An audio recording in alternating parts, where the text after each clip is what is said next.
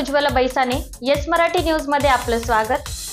आता पाहूया एक स्पेशल रिपोर्ट। विकासापासून कोसो दूर असलेला गायदरपाडा विकासाच्या दिशेने टाकतोय खात। कळवण तालुक्यातील ग्रुप ग्रामपंचायत मळगाव खुर्द मधील गायदरपाडा तसा पूर्वीपासून मूलभूत सुविधापासून दुर्लक्षित। सन 2022 ची दिवाळी निमित्त मळगाव येथील सामाजिक कार्यकर्ते आणि आजचे सरपंच सुखदेव बागुल व गावातील तरुण मंडळ यांनी गावात लाईट बल्ब लावण्यासाठी सोबत मित्र गायदरपाड्यात गेले आणि गायदरपाड्याची वस्तुस्थिती पाहून त्यांनी गावासाठी काहीतरी करावे लागेल म्हणून पाठपुरावा सुरू झाला। यानंतर शासकीय यंत्रणा, पत्रकार, मीडियामार्फत पाठपुरावा केल्यानंतर मागील सहाय्यक जिल्हाधिकारी तथा प्रकल्प अधिकारी विशाल नरवडे साहेब यांनी सुखदेव बागुल यांनी मोटरसायकल ते पायपीट करत प्रवास केला।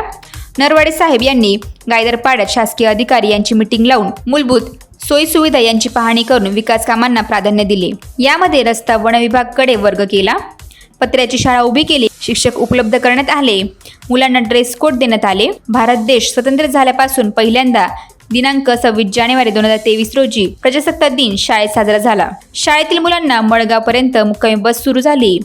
जलजीवन काम सुरू करण्यात आले। लघु पाटबंधारे विभाग यांनी सिमेंट प्लग बंधारा 25 लाख मंजुरी देण्यात आली। बांधकाम विभाग, वन विभाग यांचे सहकार्य मिळाले। तसेच रेशन कार्ड वाटप झाले। गायदरपाडा येथे फरसी पुलाचे काम प्रगतीच्या दिशेने सुरुवात झाली आणि जलपरिषद मित्रांनी व विविध दैनिक पत्रकार मीडिया यांनी 13 नोव्हेंबर 2022 पासून भेट देऊन वस्तुस्थिती जाणून घेतल्या आणि वेल ऑन व्हील कडून दिनांक 29 जानेवारी 2023 रोजी गायदरपाड्यात महिला मुलींना 50 चक्री ड्रम वाटप करण्यात आले। विविध सामाजिक संघटनांनी गावाला भेटी दिल्या। दिनांक 17 जुलै 2024 रोजी कळवणचे सध्याचे सहाय्यक जिल्हाधिकारी तथा प्रकल्प अधिकारी पुलकित सिंग यांनी आषाढी एकादशी निमित्ताने सुट्टी असताना सुद्धा वेळात वेळ काढून गायदरपाडा येथे भेट घेऊन विकासाच्या कामाची पाहणी करण्यात आली। यावेळी सुद्धा मोटरसायकलने 7 ते 8 किलोमीटर पायपीट करत प्रवास करून गायदरपाड्यात पोहोचले व गावातील नागरिकांशी संवाद साधून ज्या सोयी सुविधापासून वंचित आहे ते प्रश्न लवकरात लवकर ग्वाही दिली असता नागरिकांनी सामाजिक कार्यकर्ते व तेथील सरपंच सुखदेव बागुल यांनी साहेबांचे आभार मानले। येस मराठीसाठी तालुका प्रतिनिधी कळवण।